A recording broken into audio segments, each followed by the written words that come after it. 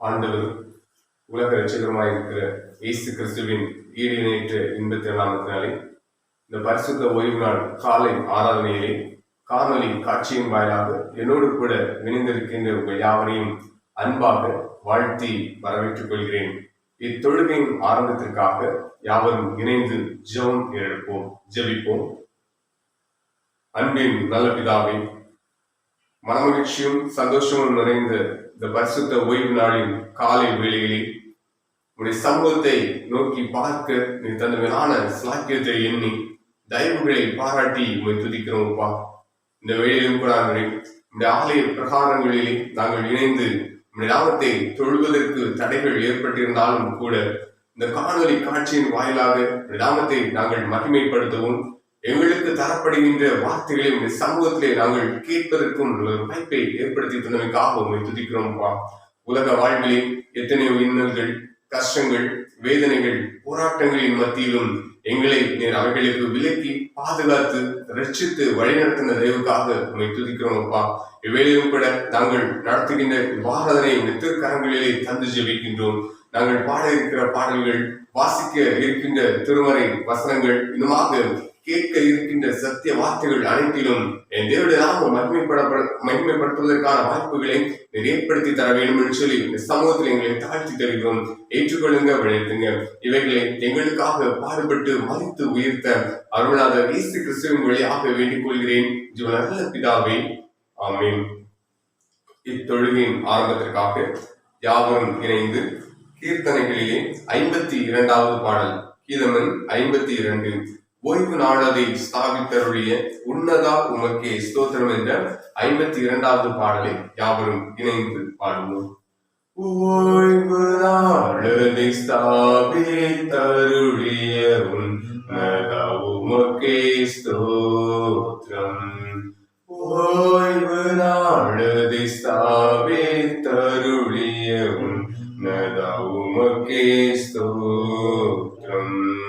மாய்வில்லா மறையா மனதில் உட்கொண்டு, மாய்வில்லா மறையா மனதில் உட்கொண்டு, வாழ்த்தி உம்மை புகழ்ந்து போற்ற வாய்விண்டு, ஓய்வு நாளதை ஸ்தாபித்தருளிய உன்னதா உமக்கே ஸ்தோத்திரம். தேக கவலை தொழில் யாவையும் ஒழிக்க, திவ்ய சிந்தையால் எங்கள் இதயமே செழிக்க, ஏகனின் அருள் பெற்றிங்கள் அழிக்க, ஏகனின் அருள் பெற்றிங்கள் அழிக்க, எவரும் திருநாளாய் கொண்டாடிய கழிக்க, ஓய்வு நாளதை ஸ்தாபித்தருளி உன்னதா உமக்கே ஸ்தோத்திரம்.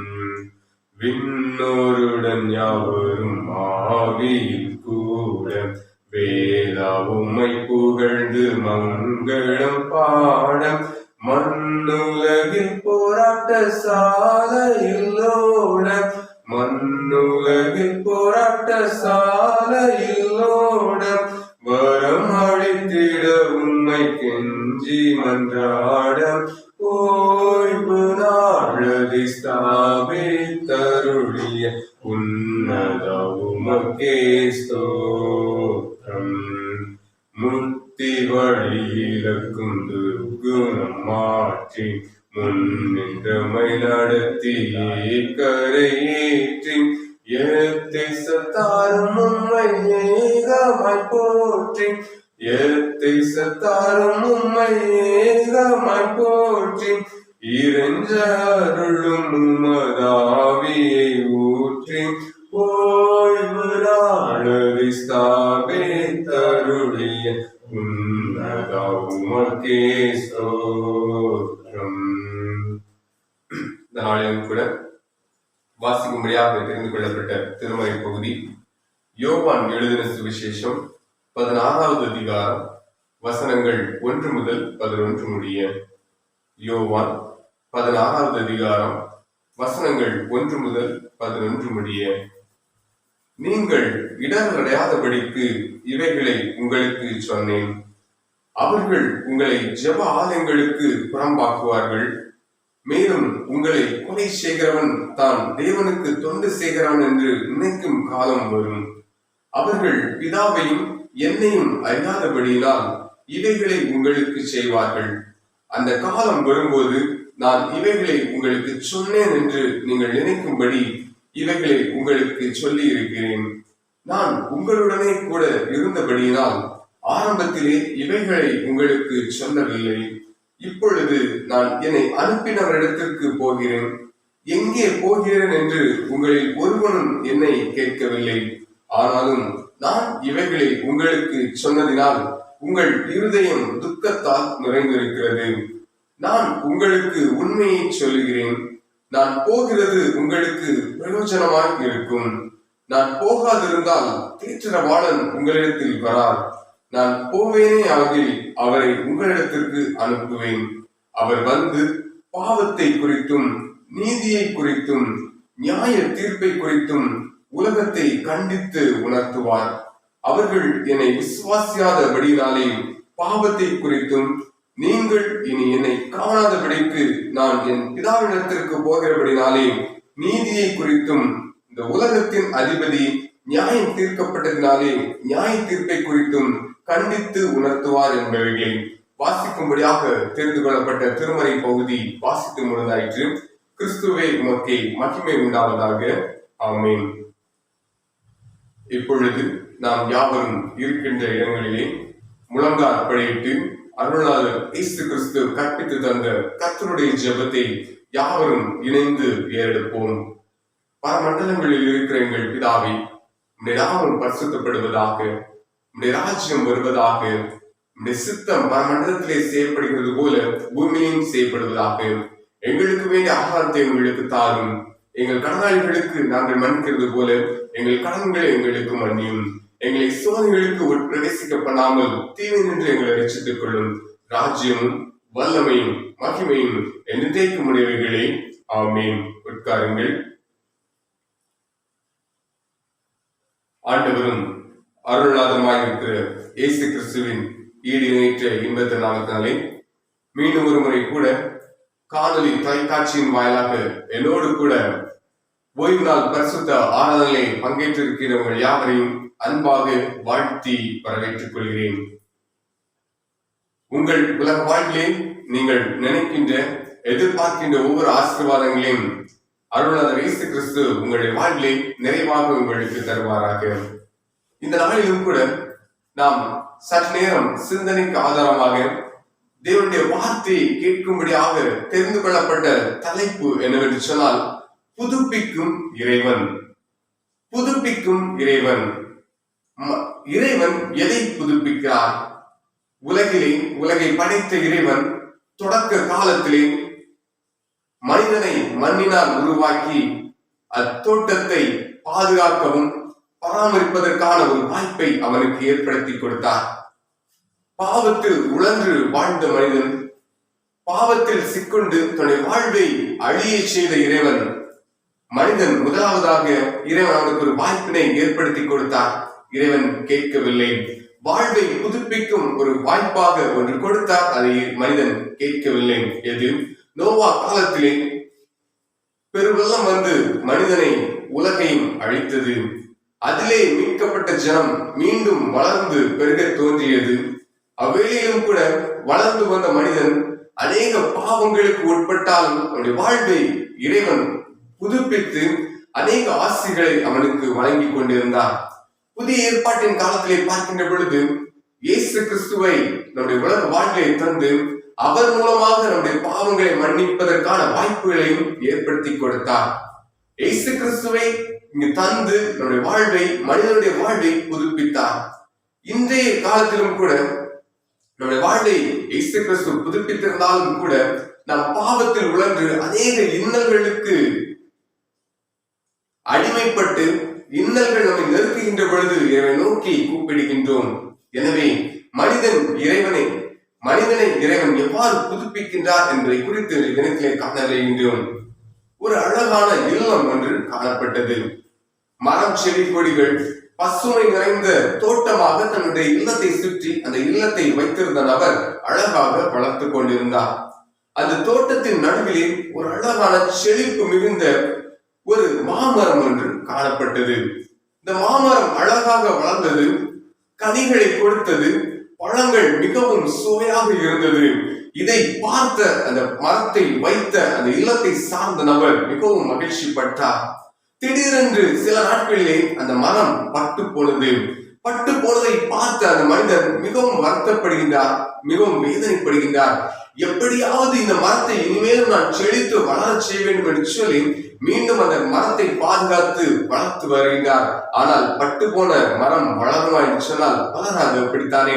ஆனால் அவருடைய விசுவாசம் மிகவும் உறுதியாக ஒரு மாற்றம், ஒரு புதுப்பிக்கின்ற ஒரு நிலைமை அங்கு காணப்படும் என்று சொல்லி அந்த மனிதன் செயல்பட்டு கொண்டிருந்த வேளையிலே திடீரென்று ஒரு நாள் அந்த மரத்தின் ஒரு கிளையிலிருந்து ஒரு தளிர் வளர்ந்தது. ஒரு தளிர் வளர்ந்து அந்த மரமானது மீண்டும் நினைச்சுகிறது செழித்து வளர தொடங்கியது. இதை பார்த்த அந்த மனிதன் மிகவும் சந்தோஷப்படுகின்றார். அந்த மனிதனுக்கு எவ்வளவு ஒரு சந்தோஷமா இருக்கிறது. இதே போலத்தான் இன்றைய காலத்திலே உலகத்திலே வாழ்ந்து கொண்டிருக்கின்ற மக்கள் பாவம் நிறைந்த வாழ்வை பாவத்தினுடைய நாம் என்ன செய்து கொண்டிருக்கின்றோம், வாழ்ந்து கொண்டிருக்கின்றோம். அந்த பாவம் நம்மை இறைவனுடைய சன்னதியிலிருந்து விலக்கி நம்மை அழித்துக் கொண்டிருக்கின்றது. அந்த நம்முடைய வாழ்வை இறைவன் மகிழ்ச்சியாக விரும்புகின்றார். நாம் அநேக சந்தோஷங்களையும் அநேக ஆசீர்வாதங்களையும் அவருடைய சமூகத்திலிருந்து பெற்றுக்கொள்ள வேண்டும் என்று சொல்லி அவர் விரும்புகின்றார். ஆனால் நாம் செய்து வருகின்ற பாவங்கள் அவரால் நம்மை ஆசீர்வாதத்தால் புதுப்பிக்க முடியாத ஒரு நிலைமையை காணப்படுகிறது. இந்த நிலையிலும் கூட இறைவன் நம்மை எப்படி புதுப்பிக்கின்றார் என்பதை குறித்து நாம் பார்க்க விளைகின்றோம். நாம் தவறுகள் செய்து அநேக பாவங்களுக்கு நேராக வாழ்ந்து கொண்டிருக்கின்றோம். இயேசு கிறிஸ்து நம்முடைய பாவங்களுக்காக சிலுவையில் அறையப்பட்டு சிலுவையில் தன்னுடைய உதிரம் அனைத்தையும் சிந்தி தன்னுடைய இன்னுயிரை நமக்காக தந்து பாடுபட்டு மரித்து நம்முடைய பாவங்களை நம்மை விட்டு அகற்றினார், பாவங்களை நம்மை விட்டு கழுவினார். ஆனால் அவற்றை உணராதவர்களாக இன்றும் நாம் பாவத்தில் தான் வாழ்ந்து கொண்டிருக்கின்றோம். இந்த பாவத்தில் நாம் வாழ்ந்து கொண்டிருப்பதின் காரணமாகத்தான் நாம் என்னவென்று தெரியாத அநேக இன்னல்கள், கஷ்டங்கள் நமக்கு வந்து கொண்டிருக்கின்றது. இப்போவும் இந்த உலகத்தையே அச்சுறுத்தி கொண்டிருக்கின்ற அந்த கொடிய கொடும் தொற்றிலிருந்து விடுதலை பெற முடியாமல் நாம் விழி பிதுங்கி தத்தளித்துக் கொண்டிருக்கிறோம். யாவரும் அறிந்திருக்கின்றோம். இதன் காரணம் என்ன? நம்முடைய உள்ள வாழ்விலே, நம்முடைய ஆன்மாவிலே இருக்கின்ற பாவங்களை சமூகத்திலே அறிக்கை செய்து சமூகத்தை நாம் என்ன செய்யணும், நம்முடைய வாழ்வை புத்தாக்கம் செய்து அவர் சமூகத்திலே அவருடைய கரங்களிலே நாம் அர்ப்பணிக்க வேண்டும். ரோமர் 8வது அதிகாரம் 6வது வசனம் இப்படியாக சொல்கிறது, மாம்ச சிந்தை மரணம், ஆவியின் சிந்தையோ ஜீவனும் சமாதானமுமாம் என்று சொல்லி அந்த வசனம் கூறுகிறது. நன்றாக பாருங்கள், மனிதர்களாகிய நாம் நம்மில் உள்ள மாம்சத்தை களைந்து ஆவியிலே இருக்கின்ற ஒரு அனுபவத்தை, ஆவியின் அனுபவத்தை பெற்றுக்கொள்ள வேண்டும். நம்முடைய ஆவியை நாம் புதுப்பிக்கின்ற பொழுது நாம் இரண்டு சமூகத்தில் நிச்சயம் கிட்டி சேரப்படுகிறது.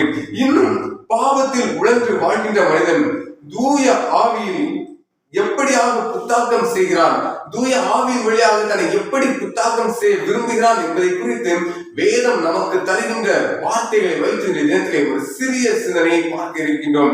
முதலாவதாக நம்மை புதுப்பிக்க விரும்புகின்ற இறைவன் என்ன செய்கின்றார்? நம்முடைய கனவுகளை புதுப்பிக்கின்றார். நம்முடைய கனவுகளை புதுப்பிக்கின்றார். கனவுகள் என்றால் என்ன? நாம் எப்படிப்பட்ட கனவுகள் வேண்டும் என்று சொல்லி எதிர்பார்க்கின்றோம்?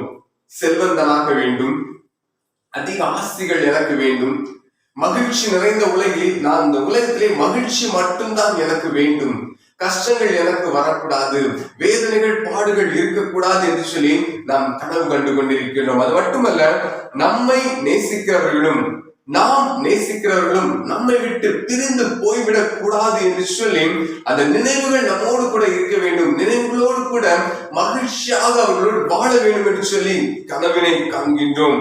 இந்த கனவுகளிலே நாம் என்ன செய்ய வேண்டும்? இந்த கனவுகள் புத்தாக்கம் பெற வேண்டும், இந்த கனவுகள் நடைபெற வேண்டும் என்று சொல்லி கனவுகள் காண்கின்றோம். எசேக்கியேல் 37வது அதிகாரம் அவருடைய வசனங்கள் 4 முதல் 7 வரை பார்க்கின்ற பொழுது எசேக்கியேல் இறைவாக்கினவர் அவருடைய மனநிலை எப்படி இருந்தது தெரியுமா? ஒரு பள்ளத்தாக்கிலே வருகின்றார். அந்த பள்ளத்தாக்கிலே இருக்கின்ற எலும்புகள் என்ன செய்ய வேண்டும்? உயிர் பெற்று எழ வேண்டும். மாம்சங்கள் என்ன செய்யணும்? புத்தாக்கம் பெற்று எழும்பி ஒரு மனிதனாக அந்த எலும்புகள் உயிரடைந்து தன்னோடு கூட பேச வேண்டும் என்பதை குறித்து அவர் என்ன செய்கிறார்? ஒரு கனவினை காண்கின்றார். இந்த கனவினை என்னுடைய சமூகத்திலே வைக்கின்ற பொழுது இறைவன் என்ன செய்கின்றார்?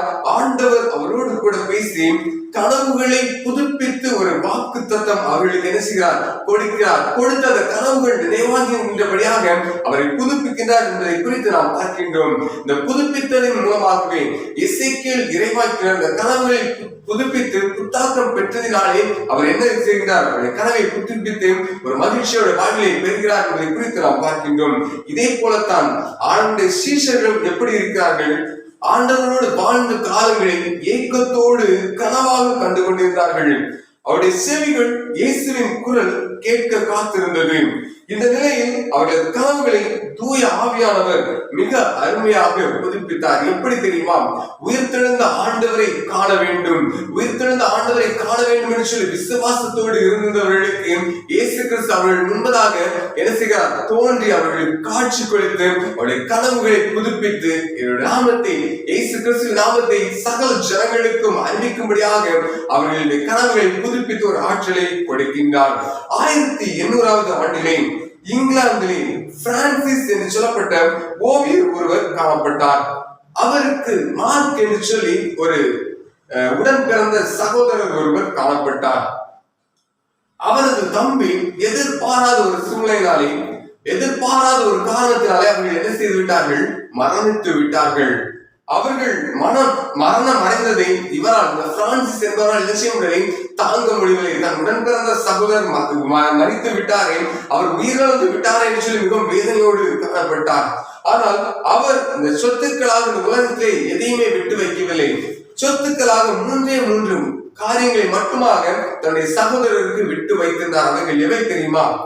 எமில் பெர்லினர் என்ற ஜெர்மானியர் கண்டுபிடித்து உலகத்திற்கு கொடுத்த கிராமபோன் ஒன்றும், அந்த கிராமபோனிலே இவர் தன்னுடைய சொந்த குரலினாலே ஒளிப்பதிவு செய்து வைத்திருந்த இசை தட்டுக்கள் மற்றும் தன்னுடைய செல்ல வளர்ப்பு நாயாகிய நிப்பரும் தான். வேறு எதுவுமே அவர் என்ன செய்யவில்லை, இந்த உலகத்திலே அவர்களுக்கு விட்டு வைக்கவில்லை. தன் தம்பியை இழந்த இந்த பிரான்சிஸை விடவும் அவர் செல்லமாக வளர்த்த அந்த நாய் நிப்பர் தான் மிகவும் வேதனையோடு காணப்பட்டது. தன்னுடைய எஜமானை காணவில்லையே என்று சொல்லி மிகுந்த வேதனையோடு வருத்தத்தோடு கூட என்ன செய்து கொண்டிருந்தது? நாய் வாழ்ந்து கொண்டிருந்தது. நாட்கள் கடந்து சென்றன. ஒரு நாள் தன்னுடைய தம்பி நினைவுகளோடு கூட இந்த நிப்பர் என்ன மன்னிக்கவும் இந்த பிரான்சிஸ் என்ன செய்கிறார் என்று சொன்னால், தன்னுடைய தம்பி பாடி அந்த இசை தட்டுக்களை எடுத்து போட்டு அந்த பாடலை என்ன செய்கிறார்? பாட வைக்கின்றார். இந்த பாடலின் சத்தத்தை எங்கோ இருந்து கேட்ட அந்த நாய்க்குட்டி என்ன செய்தது தெரியுமா? ஓடோடி வந்ததாம். ஓடோடி வந்து தன்னுடைய எஜமான் தான் திரும்ப வந்து விட்டார் என்று சொல்லி அந்த இசை தட்டுக்களின் அருகே நின்று அவைகளை கவனமாக கேட்டு உன்னிப்பாக கவனித்துக் கொண்டிருந்ததாம். இந்த பிரான்சிஸ் என்ன செய்தார் என்று சொன்னால், அவர் மிகப்பெரிய ஓவியராக இருந்ததினாலே அந்த நாய் அந்த பாடலை கவனித்துக் கொண்டிருப்பதை அதை அப்படியாக ஒரு அழகாக ஓவியமாக அவர் வரைந்தாராம். அது வரைந்தது மட்டுமல்ல, அந்த காட்சி அழகாக வரைந்து கிராமபோன் கம்பெனிக்கு அந்த ஓவியத்தை விலைக்கு கொடுத்தாராம். அந்த கிராமபோன் கம்பெனியினர் மாஸ்டர்ஸ் வாய்ஸ் என்ற பெயரிலே அதை வைத்து அந்த படத்தை செய்தார்கள். அதற்கு நிகராக கொடுத்தார்களாம். மிகவும் பிரபலமாக காணப்பட்டது. அநேகர் அந்த இசை தட்டை வாங்கி அதில் இருக்கின்ற அந்த இசை வாத்தியத்தை பாடி அந்த குரலை கேட்டுக் கொண்டிருந்தார்களாம். ஆம், எனக்கன்பானவர்களே, அந்த நாயின் கனவு, அந்த நாய் எப்படி இருந்தது? அந்த சகோதரரை இழந்த அந்த சகோதரின் கனவை விடவும் அந்த நாய் என்ன செய்கிறது? மிகவும் அந்த அவருடைய என்ன செய்யலாம், அந்த தன்னுடைய எஜமானுடைய வருகைக்காக மிகவும் எதிர்நோக்கி காத்துக் கொண்டிருந்தது. இதே போல்தான் கனவுகளோடு வாழ்ந்து கொண்டிருந்தது. நாமும் இந்த தினத்திலே உலகத்திலே வாழ்ந்து கொண்டிருக்கிறோம். நம்முடைய வாழ்விலும் கனவுகள் எப்படி இருக்கின்றது? இயேசு கிறிஸ்துவை வாழ்விலே காண வேண்டும், இயேசு கிறிஸ்துவை நாம் கண்டுகொள்ள வேண்டும் என்று சொல்லி ஒரு கனவுகளோடு கூட வாழ்கின்றோம். இன்னும் இந்த உலகத்தில் அநேக சந்தோஷங்களை நாம் இயேசுவின் கனவுகளிலிருந்து பெற்றுக் கொள்ள வேண்டும் என்று சொல்லி ஒரு கனவோடு கூட நாம் என்ன செய்து கொண்டிருக்கின்றோம்? வாழ்ந்து கொண்டிருக்கின்றோம். இந்த இயேசு கிறிஸ்துடைய வருகையும் அந்த சீஷர்களுடைய வாழ்க்கையிலும் அப்படி ஒரு சந்தோஷத்தை அருளினாகத்தான் காணப்பட்டது என்று சொல்லி நாம் பார்க்கின்றோம். ஒவ்வொரு விடியலும் இயேசு கிறிஸ்துவின் அதன் மரணத்துக்கு பிறகு ஒவ்வொரு விடியலும் அவர்களுக்கு ஏமாற்றத்தோடு வருத்தத்தோடு வேதனையோடு காணப்பட்டது காணப்பட்டது. ஆனால் இயேசு கிறிஸ்து அவர்களை தோன்றிய பொழுது அவர்கள் அநேக சந்தோஷத்தை பெற்றுக் கொண்டார்கள். திடீரென ஒரு நாள் இயேசு கிறிஸ்து பேசின வார்த்தைகளை அவர்கள் கேட்கின்ற பொழுது, தூய ஆவியரின் உணர்த்துதல் அவர்கள் வருகின்ற பொழுது அவர்கள் என்ன செய்தார்கள்? அநேக சந்தோஷத்தை தங்களுடைய வாழ்க்கையிலே கண்டு கொண்டார்கள். கனவுகள் மூலம் செயல்படாத நிலையில் காணப்பட்ட அவர்கள் மனதினை தூய ஆவியானவர் வார்த்தைகளினால் என்ன செய்கிறார்? புத்தாக்கம் செய்கிறார். அதே போலத்தான் நாமும் இந்த தினத்தை எப்படி இருக்கின்றோம்? கனவுகளோடு வாழ்ந்து கொண்டிருக்கின்றோம். கொரோனா இந்த கொடிய கொடுந்தொற்று என்ன செய்து கொண்டிருக்கிறது? வேதனைப்படுத்திக் கொண்டிருக்கின்றது. சந்தோஷம் வாழ்க்கை கனவாகத்தான் இருந்து கொண்டிருக்கிறது. இந்த கனவாக இருக்கின்ற சந்தோஷத்தை நாங்கள் பெற்றுக்கொள்ள வேண்டும் என்று சொல்லி விரும்புகின்றோம். அந்த கனவை நாம் திரும்ப பெறுவது எப்படி? அந்த சந்தோஷத்தை நாம் திரும்ப பெறுவது எப்படி என்று சொன்னால், இரண்டு சமூகத்திலே தூய ஆவியானவரிடத்திலே நாம் நினைச்ச வேண்டும், ஒப்படைக்க வேண்டும், அர்ப்பணித்து வாழ வேண்டும். அப்படி வாழ்கின்ற பொழுது மனிதனை புதுப்பிக்கின்ற இறைவன் நம்மை நம்முடைய வாழ்க்கையை நாம் எதிர்பார்க்கின்ற ஆசீர்வாதங்களை தருகின்ற உதவியாக நம்மையும் புதுப்பிக்கின்றார். இரண்டாவதாக நினைவுகளை புதுப்பிக்கின்றார். முதலாவதாக பார்த்தோம் கனவுகளை புதுப்பிக்கின்றார் என்று சொல்லி. கனவுகள் என்று சொன்னால் நமக்கு இருக்கின்ற கனவுகள் எப்படி இருக்கின்றது? சந்தோஷங்களை நோக்கி காணப்படுகின்றது. எதிர்பார்ப்புகளோடு இருக்கின்ற அந்த கனவுகளை அவர் என்ன செய்கிறார்? புதுப்பிக்கின்றார். இரண்டாவதாக நினைவுகளை புதுப்பிக்கின்றார். நினைவுகளை புதுப்பிக்கின்றார். நாம் படிக்க கேட்ட யோவான் எழுதின சுவிசேஷம் 16வது அதிகாரம் 8வது வசனம் இப்படியாக சொல்கிறது, அவர் வந்து பாவத்தை குறித்தும் நீதியை குறித்தும் நியாய தீர்ப்பை குறித்தும் உலகத்தை கண்டித்து உணர்த்துவார். பாவத்தை குறித்தும் நீதியை குறித்தும் நியாய தீர்ப்பை குறித்தும் உலகத்தை கண்டித்து உணர்த்துவார் என்று சொல்லி கூறப்படுகிறது. பாவம், நீதி, நியாய தீர்ப்பு இவைகளை குறித்து நம்முடைய நினைவுகளில் நாம் வைத்திருக்கின்றது அவர் என்ன செய்வார்? கண்டித்து உணர்த்துகிறவராக காணப்படுகிறார் என்று சொல்லி இந்த வேத வசனம் கூறுகிறது. இந்த வேத வசனத்தை நன்றாக சிந்தித்து பாருங்கள். இன்றைய தினத்திலே அநேகம் பேர் எப்படி வாழ்கிறோம்? பாவத்தை ஆசீர்வாதத்தை குறித்ததான செய்தி தங்களுக்கு தரப்படுகின்ற பொழுது இந்த இடத்திலே செல்கின்ற பொழுது அவர்கள் நமக்கு ஆசீர்வாதங்களை தருவார்கள், அநேக நன்மையின் வார்த்தைகளை சொல்லுவார்கள் என்று சொல்லி அவைகள் அந்த இடங்களை தேடி ஓடுகிறவர்களாக காணப்படுகின்றோம். நம்முடைய ஆலயங்களை விட்டுவிட்டு அநேக இடங்களுக்கு கடந்து சென்று ஆசீர்வாதங்களை தேடி ஓடுகிறவர்களாக காணப்படுகின்றோம். ஆனால் பாருங்கள், நம்முடைய நினைவுகள் நாம் நினைத்துக் கொண்டிருப்பது எல்லாமே தவறுகள். நாம் செய்து வருகின்ற தவறுகளை, பாவத்தை குறித்து, நீதி என்றால் என்ன என்பதை குறித்தும் நியாய தீர்ப்பு என்பது என்ன, அவற்றை குறித்து இயேசு கிறிஸ்து நமக்கு என்ன செய்வார்? கண்டித்து உணர்த்துவார் என்று சொல்லி கூறப்பட்டிருக்கிறது. சரீரமானது பாவத்தில் மூழ்குவதை விடவும் வெளியே தெரியாத நம்முடைய மனம் பாவத்தில் மூழ்கிறதை புதுப்பிக்கும் பணியில் தூய ஆவியானவர் ஈடுபடுகிறார். உலக வாழ்விலே நம்முடைய வாழ்விலே நம்முடைய சரீரம் செய்கின்ற பாவத்தை விடவும் இந்த பாவத்தை செய்ய தூண்டுகிற அந்த ஆவியை நாம் என்ன செய்கின்றோம்? பாவம் நிறைந்தவர்களாக, தவறுகள் நிறைந்தவர்களாக காணப்படுகின்றோம். அந்த தவறுகளை புதுப்பிப்பதற்காகவே தூய ஆவியானவர் ஈடுபடுகிறார் என்பதை குறித்து நாம் பார்க்கின்றோம். நீதி என்றால் என்ன? நியாயம் என்றால் என்ன?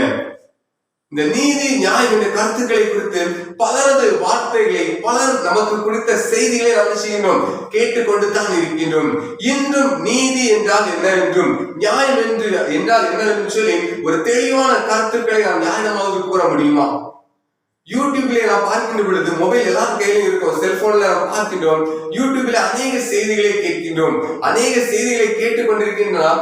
ஒரு செய்தியை கேட்கின்ற பொழுது அவர்கள் நீதியை குறித்து ஒரு விதமாகவும், நியாயத்தை குறித்து ஒரு விதமாகவும், இன்னொரு விதமாகவும் என்ன செய்திருப்பார்? நமக்கு செய்தியாக கூறியிருப்பார். அவைகளை கேட்டு நீதி என்றால் என்ன, நியாயம் என்றால் என்ன என்று சொல்லி குழம்பி இருக்கின்றன. எந்தாவது இரண்டு சமூகத்திலே ஏசப்பா நீதியை குறித்தும் நியாயத்தை குறித்தும் எனக்கு கற்பித்து தாங்க, அவைகளின்படி நான் நடக்க வேண்டும் என்று என்னுடைய சமூகத்திலே கேட்கிறவர்களாக காணப்பட்டிருக்கின்றோமா?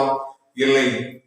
நாம் இப்படி கேட்காண்ட பொழுது இறைவன் வருகையிலே நம்ம என்ன செய்வார்? கண்டித்து உணர்த்துவார். நீ நினைத்திருப்பது தவறு, நீதியை குறித்தும் நியாயத்தை குறித்தும் வார்த்தைகளை குறித்தும் நீ கேட்டுக்கொண்டிருப்பது தவறு என்று சொல்லி நம்மை கண்டித்து உணர்த்துவார் என்று சொல்லி காணப்படுகின்றோம். சிலர் நம்மை அலட்சியப்படுத்தி நம்மை துன்புறுத்துவார்கள்.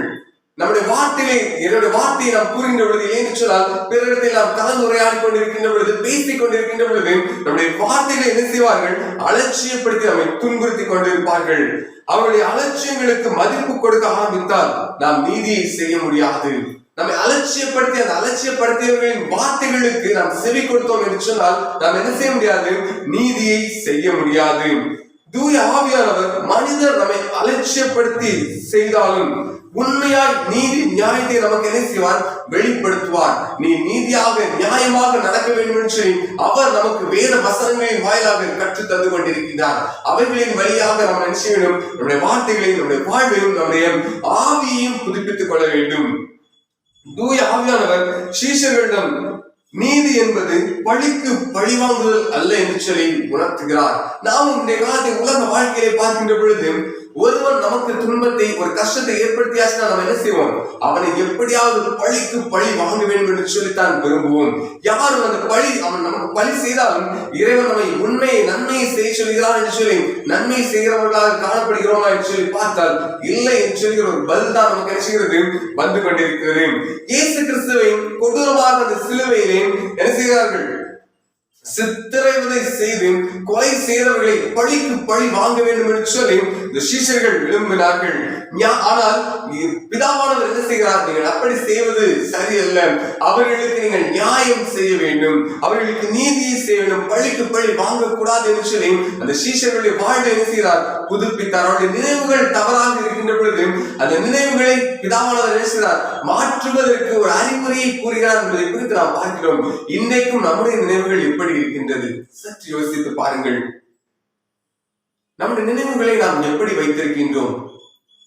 தவறான எண்ணங்கள், பார்க்க கூடாதவைகளை தொலைபேசியின் வாயிலாக பார்க்கின்றோம்.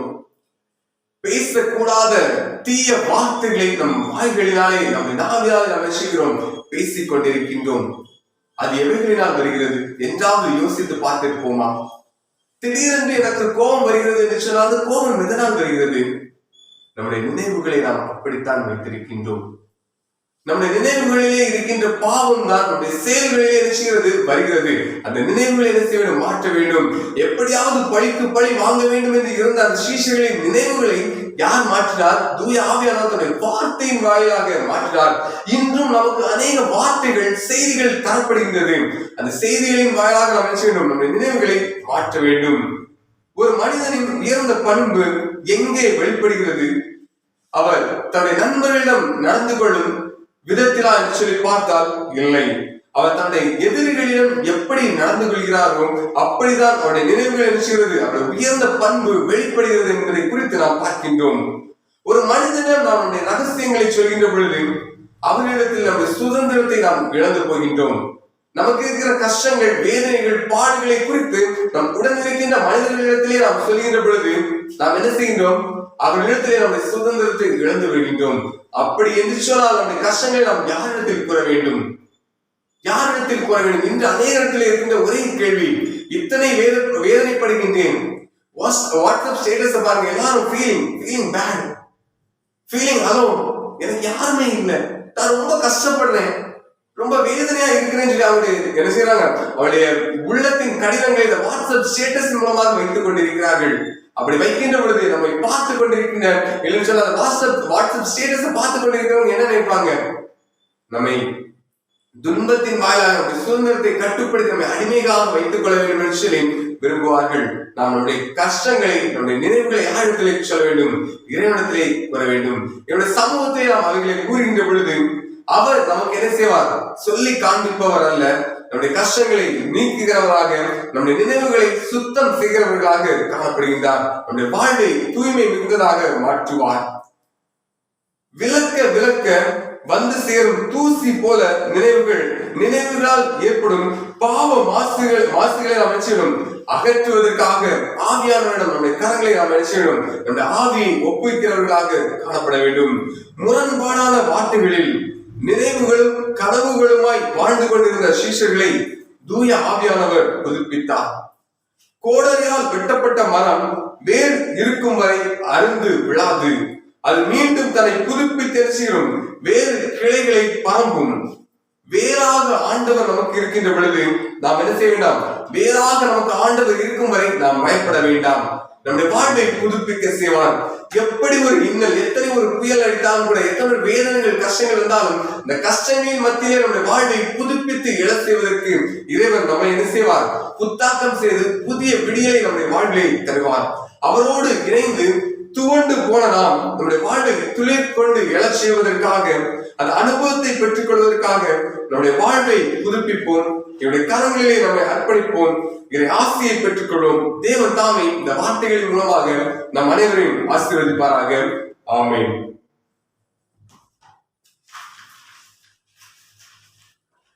இப்பொழுதும் கூட இத்தொழுகையின் இறுதிக்காக யாவரும் இணைந்து கீர்த்தனைகளிலே 393வது கீதம் 393, திருப்பாதம் சேராமல் இருப்பேனோ, நான் தெய்வத்தை தேடாமல் பிழைப்பேனோ என்ற 393வது பாடலை யாவரும் இணைந்து பாடுவோம்.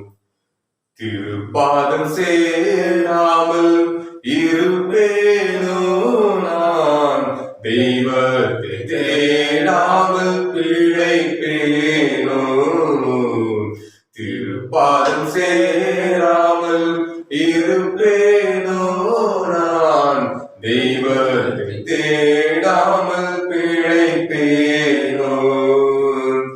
அருட்கடலாம் ஈசன் அடியவர் பாசம், அருட்கடலாம் ஈசன் அடியவர் பாசம், உருக்கம் நிறைந்த விண்ணுயிரான நேசன்.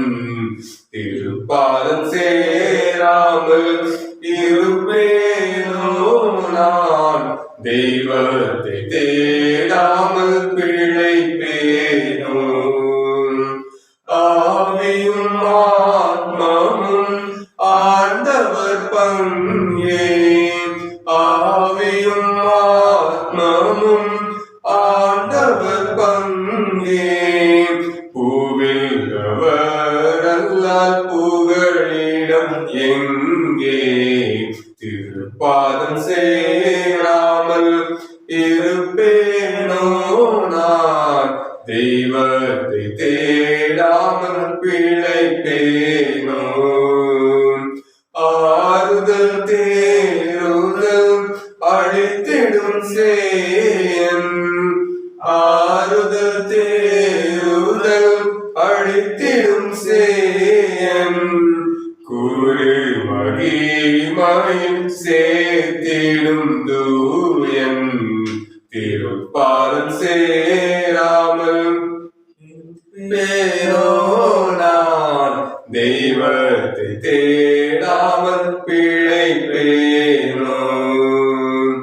உலகில் மெழுகு போல் உருகுதன் நெஞ்சம், உலகில் மெழுகு போல் உருகுதன் நெஞ்சம், மலையால் திருவடி வணங்கினேன் தஞ்சம்.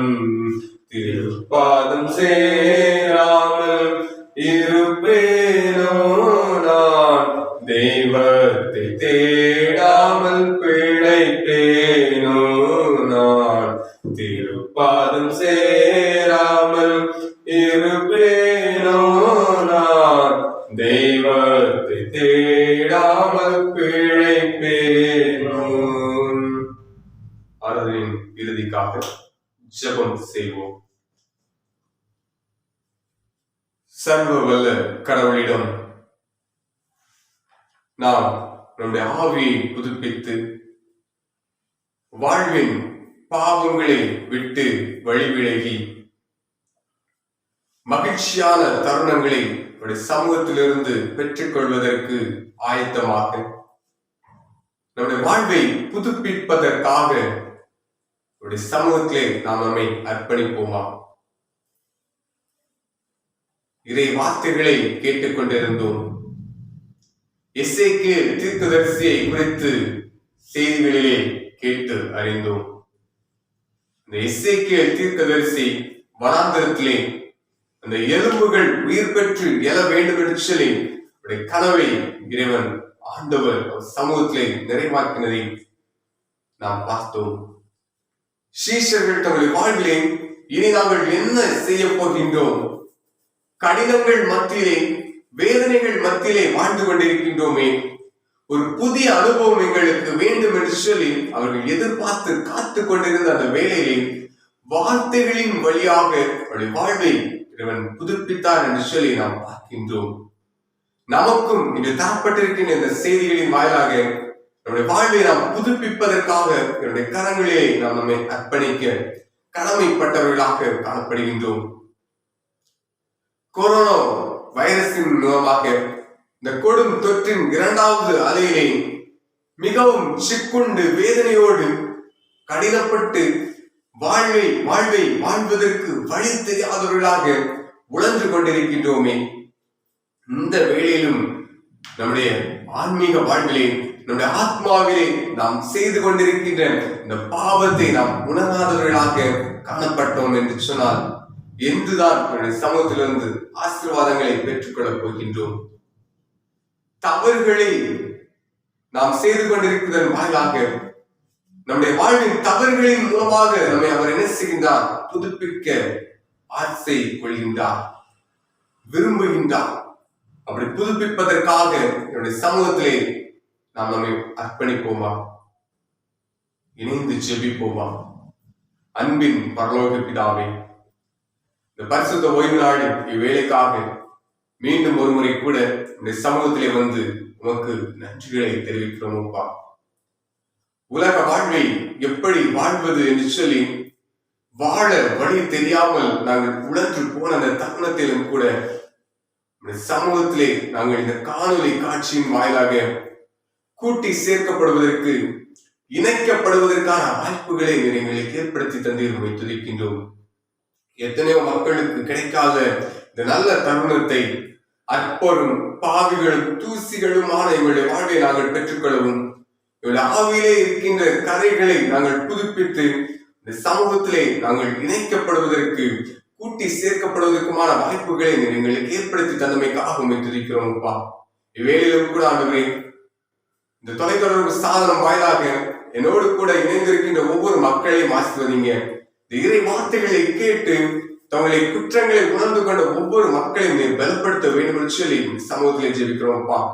உலகிலே வாழ்ந்து கொண்டிருக்கின்ற ஒவ்வொரு மக்களுக்காக வருகிறோம். ஒவ்வொரு ஜனங்களையும் ஆசீர்வதிங்க.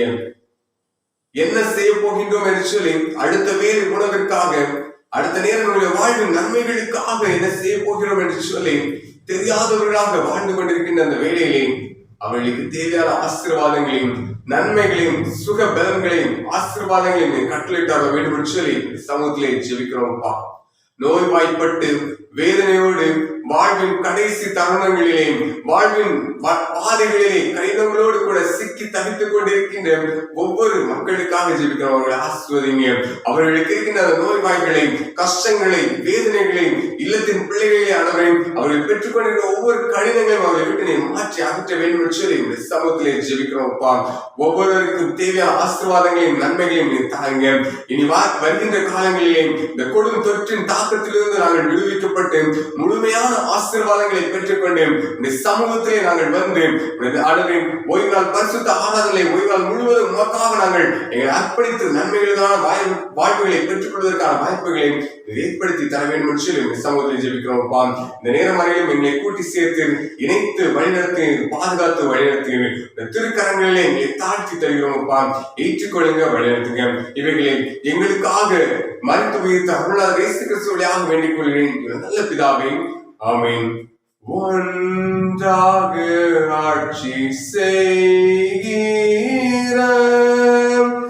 திரியேக தேவனாகிய பிதா குமாரன் ஆவிக்கே ஸ்தோத்திரம் உண்டாகும்.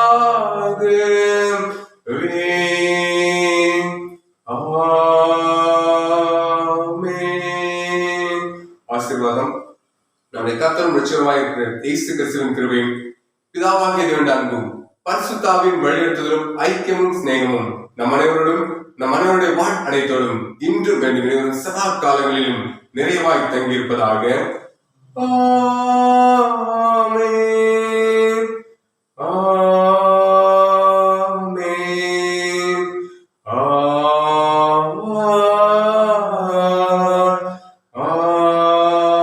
ஆமென்.